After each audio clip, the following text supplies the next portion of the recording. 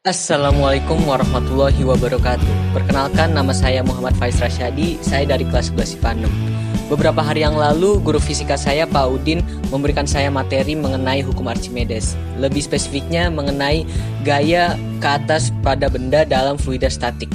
Yang saya tangkap terdapat 3 kondisi, di mana Pertama, benda menampung dengan syarat massa jenis benda lebih ringan daripada massa jenis zat cair, atau gaya berat benda lebih kecil dari gaya ke atas zat cair pada benda.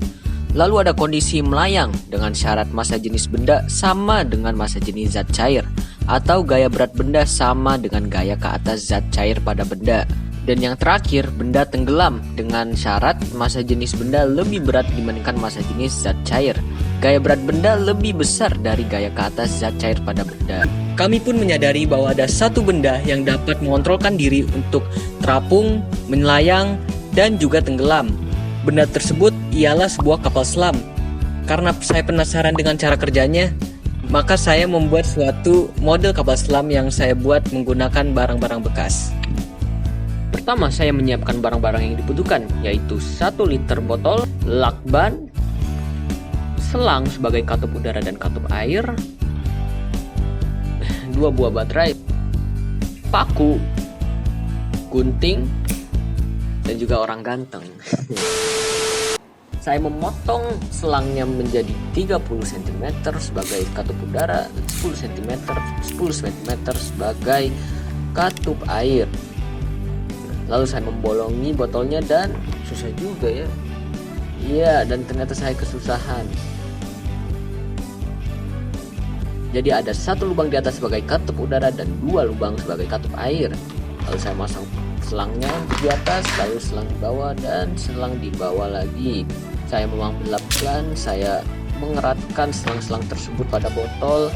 Saya menempelkan lakban lagi, serak, serak, serak. Ya, saya memasang baterai sebagai pemberat di 2 sisi. Lalu saatnya praktek. Saya pun menaruh kapal selam di dalam baskom yang berisi air.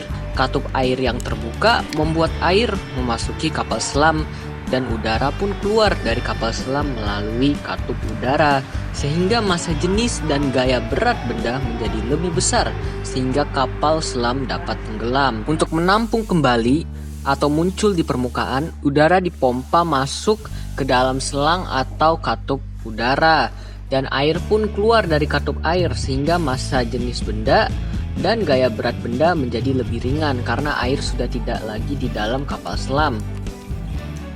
Dalam kesimpulan, suatu kapal selam dapat tenggelam dengan cara air di lautan itu memasuki melalui katup air, sehingga massa air bertambah di dalam kapal selam tersebut, sehingga massa jenis kapal selam lebih berat dibandingkan massa jenis zat cair itu, sehingga tenggelam.